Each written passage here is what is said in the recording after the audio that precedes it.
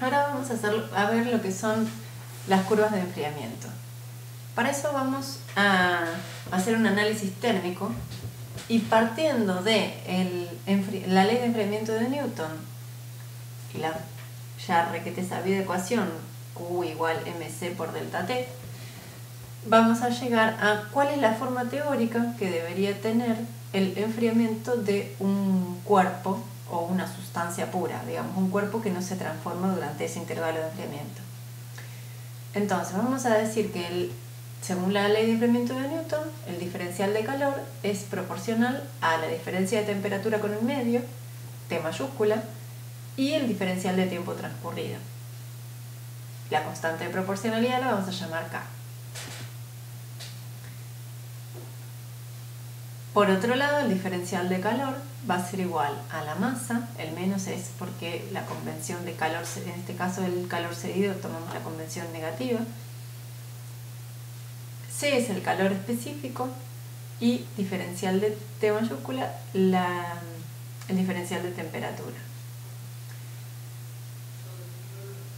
El calor específico obviamente lo vamos a considerar constante en el intervalo, lo cual es razonable porque estamos hablando de diferenciales de temperatura, de cómo es el enfriamiento en condiciones de equilibrio, enfriamientos que se dan en intervalos de tiempo muy cortos, y en esos intervalos de tiempo muy cortos además la temperatura baja muy poco.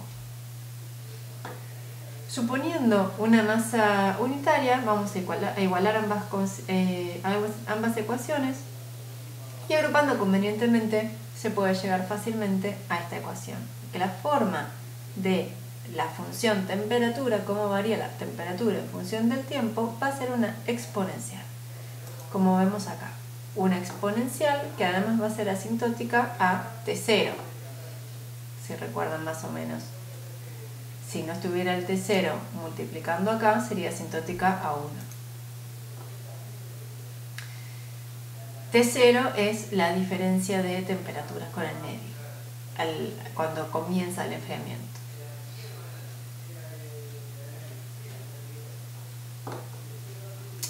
Si nosotros tomamos cualquier cuerpo y lo comenzamos a enfriar, o cualquier porción de material, vamos a ver que si es una sustancia pura, efectivamente el enfriamiento sigue esta curva si lo enfriamos lentamente, y vamos a ver que en determinadas condiciones se van a ver algunas desviaciones, como se ven acá en esta línea punteada. Esas desviaciones a veces van a ser un plató, estas porciones horizontales, y vamos a ver más adelante por qué, pero estas coinciden siempre con cambios de estado o momentos en los que aparecen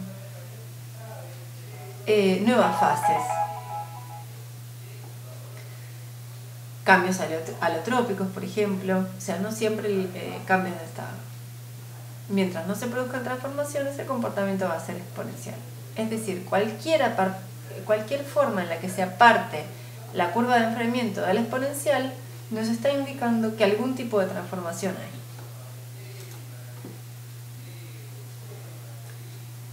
Vamos a seguir haciendo algunas definiciones, como para después englobar todo más al final. El diagrama de fases, o diagrama de equilibrio, o diagrama de estado, son todos nombres para lo mismo. Es la representación gráfica del estado de una luz, de una aleación, en función de la temperatura y de la concentración. Es decir, en un solo diagrama nosotros tenemos, para todas las temperaturas y para todas las concentraciones, podemos saber en qué estado van a estar, cuántas fases vamos a tener, qué estructura. ¿Qué es lo que nos está mostrando? Los estados estables, los estados en donde el potencial termodinámico para esas fases es mínimo en esas condiciones, es decir, en esa temperatura, y, por ejemplo, para la presión para la que se trazó el diagrama. Hay un diagrama para cada presión, obviamente casi todos los diagramas están trazados para presión atmosférica. Por eso no lo consideramos generalmente una variable. Los estados, remarco, los diagramas se trazan a partir de las curvas de enfriamiento. Las curvas de enfriamiento dijimos que se trazaban y tenían esa forma exponencial cuando hablábamos de enfriamientos muy lentos, cercanos, o que los podíamos acercar o considerar casi como teóricos. Entonces no vamos a considerar esto del subenfriamiento o el sobrecalentamiento. Es decir, que vamos a tener muy bajas velocidades de transformación.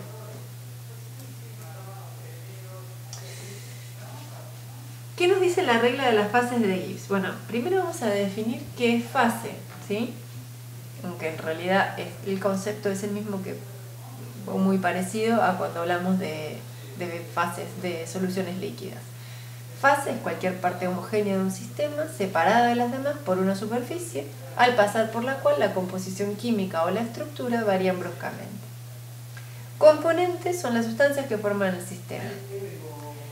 Los componentes químicos, es decir, las moléculas, digamos, cuando tenemos que dos de los componentes forman, dos de los elementos que forman nuestro sistema están formando un componente químico, los vamos a poder considerar como componentes puros si no se disocian en el intervalo analizado. Esto vamos a verlo un poquitito más adelante a qué se refiere cuando veamos algunos casos particulares de diagramas. El número de grados de libertad, lo vamos a llamar C minúscula, es el número de factores que pueden cambiarse sin que varíe el número de fases del sistema. Temperatura, presión, concentración, típicamente. ¿Qué nos dice la regla de las fases? Después la vamos a deducir. La regla de las fases expresa las condiciones de equilibrio del sistema. Indica la dependencia cuantitativa entre el número de grados de libertad, C, el número de componentes, K, y el número de fases, F.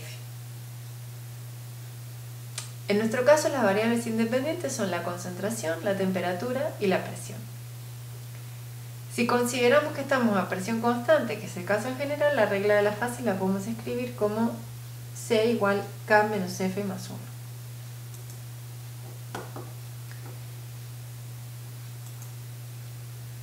Vamos primero a aplicar la regla de las fases y después hacer la demostración. Supongamos un sistema de un solo componente, es decir, K igual a 1.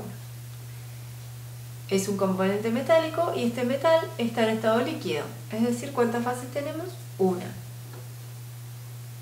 La regla de las fases, C igual K menos F más 1, me da 1 menos 1 más 1, 1. Eso significa que podemos variar la temperatura sin que cambie el estado de agregación.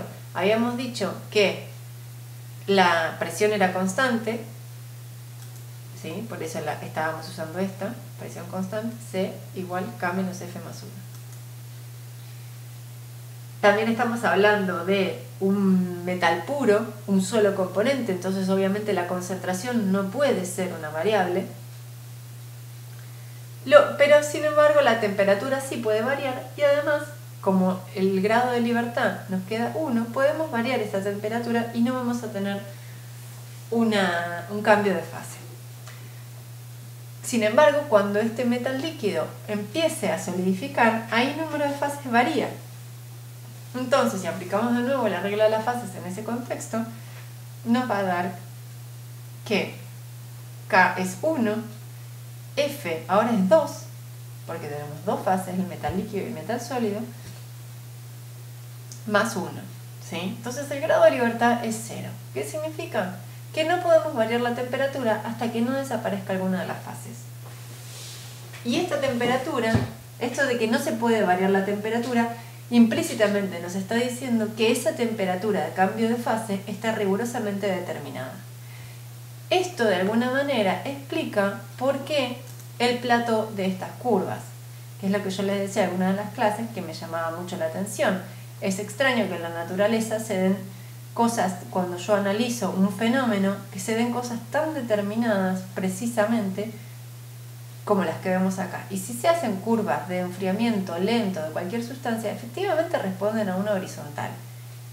¿Y eso qué nos está diciendo? Bueno, acá la matemática nos lo está mostrando. Nos está diciendo que el sistema tiene 0 grados de libertad. Eso significa que la temperatura de transformación de fase está rigurosamente determinada.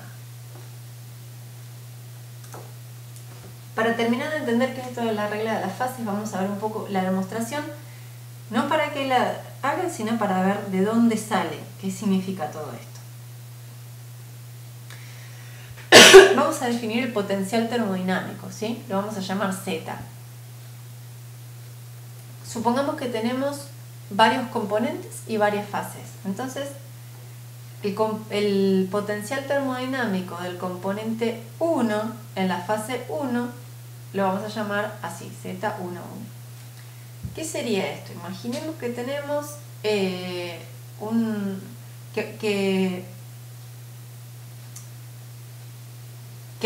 estamos en un sistema de un solo componente y dos fases. Por ejemplo, tenemos agua en estado líquido y en estado sólido. Entonces, el potencial termodinámico, el G, ¿sí? La energía libre de Gibbs, en la fase 1, o sea, el componente 1 en la fase 1, lo vamos a llamar así, y va a ser, no tiene por qué ser siempre igual. De hecho, sabemos que tienen dos curvas distintas los potenciales termodinámicos del sólido y del líquido. Entonces, el potencial termodinámico del agua líquida lo vamos a llamar Z12, o sea, el potencial termodinámico del agua, que es el componente 1, porque no tengo otro, en la segunda fase. Si las dos fases están conviviendo, sabemos que en ese punto el potencial termodinámico de ese componente en las dos fases que yo tengo es el mismo. Si se acuerdan, vamos a ver.